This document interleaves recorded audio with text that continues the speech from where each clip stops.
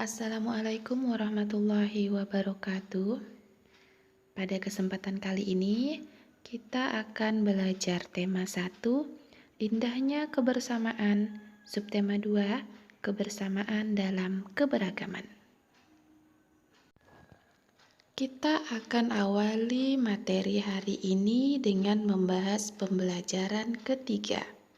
Silakan bukalah buku pena kalian pada halaman 35. Materi yang akan kita bahas pertama adalah muatan IPA, yaitu bagian-bagian telinga. Telinga merupakan salah satu panca indera.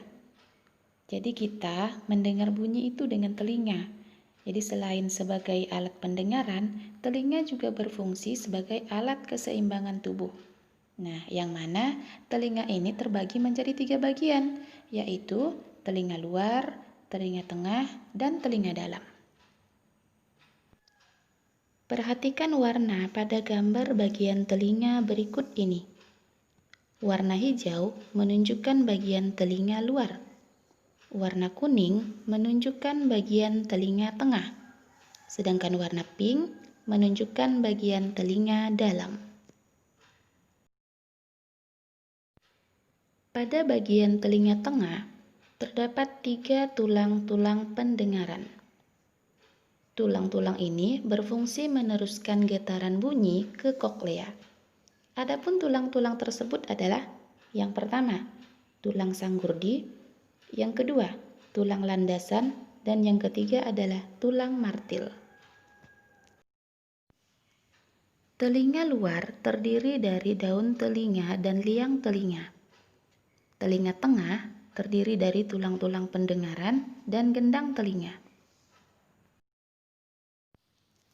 Telinga dalam terdiri dari saluran setengah lingkaran, saraf pendengaran, koklea, dan saluran eustasius. Untuk mengetahui fungsinya, bukalah buku pena kalian pada halaman 36. Kita dapat mendengar bunyi ketika bunyi mencapai telinga kita.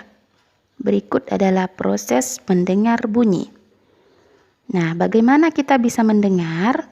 Yang pertama, daun telinga menangkap gelombang bunyi dari luar, kemudian diteruskan ke bagian telinga selanjutnya. Yang kedua, gelombang bunyi dari telinga luar diubah menjadi getaran. Yang ketiga, getaran diperkuat dan diteruskan ke bagian telinga dalam untuk diubah menjadi impuls saraf. Yang terakhir adalah impuls saraf diteruskan ke otak sehingga kita merasakan sensasi mendengar dan mengerti maksud dari suara tersebut. Kepekaan telinga sebagai indera pendengar. Kepekaan telinga pada setiap orang berbeda antara satu dengan yang lain. Bahkan, kemampuan mendengar antara telinga kanan dan telinga kiri itu bisa berbeda. Telinga manusia dapat mendengar bunyi dengan frekuensi 20-20.000 Hz. Kemampuan mendengar setiap orang itu berbeda-beda, bisa dipengaruhi oleh faktor usia dan kesehatan telinga. Jadi, biasanya orang yang telah lanjut usianya, biasanya kemampuan pendengarannya akan berkurang. Telinga perlu dirawat kebersihannya agar tetap sehat. Berikut adalah cara merawat telinga. Yang pertama, bersihkan telinga bagian luar secara teratur, bisa menggunakan sapu tangan dan air hangat. Yang kedua, jangan mengorek telinga karena dapat mendorong kotoran ke dalam sehingga menumpuk.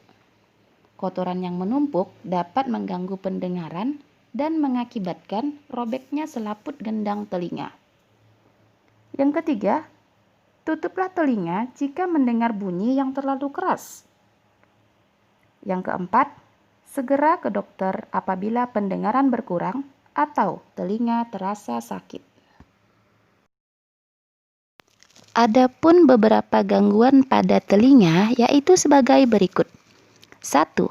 Tuli diakibatkan oleh rusaknya saraf pendengaran. Tuli dapat dialami sejak lahir atau setelah dewasa. Yang kedua, keluarnya cairan berbau busuk atau biasa disebut dengan congek. Hal ini terjadi karena radang pada telinga bagian dalam. Dan yang ketiga, bisul atau luka yang terjadi di dalam telinga akibat infeksi. Materi selanjutnya adalah bahasa Indonesia. Diagram gagasan pokok dan gagasan pendukung. Suatu teks terdiri atas beberapa paragraf. Setiap paragraf memiliki gagasan pokok dan gagasan pendukung. Dalam gagasan suatu teks dibuat sesuai jumlah paragraf dalam teks tersebut. Mari kita lanjutkan dengan pembelajaran 4.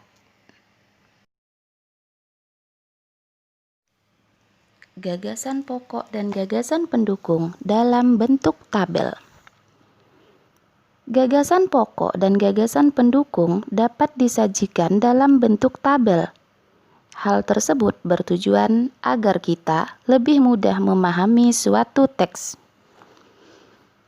Pada halaman 39 di buku Bu Pena terdapat teks dengan judul Gelar Budaya di Sekolah.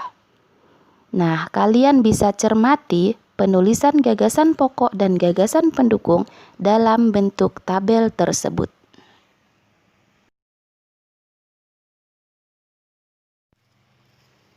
Pelajari kembali tentang gagasan pokok dan gagasan pendukung dari sebuah teks. Perlu diingat bahwa ide utama yang dibahas dalam suatu bacaan disebut gagasan pokok. Sedangkan gagasan pendukung adalah uraian atau tambahan informasi untuk gagasan pokok tersebut.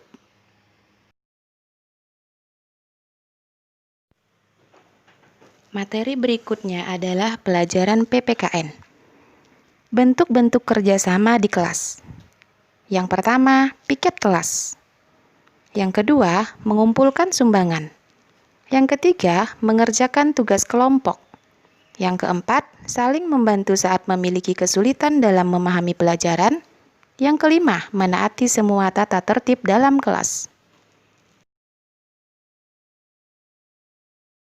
Pada akhir pembelajaran kali ini, kalian akan mendapatkan sebuah tugas keterampilan bahasa Indonesia. Bukalah buku Bu Pena kalian pada halaman 39.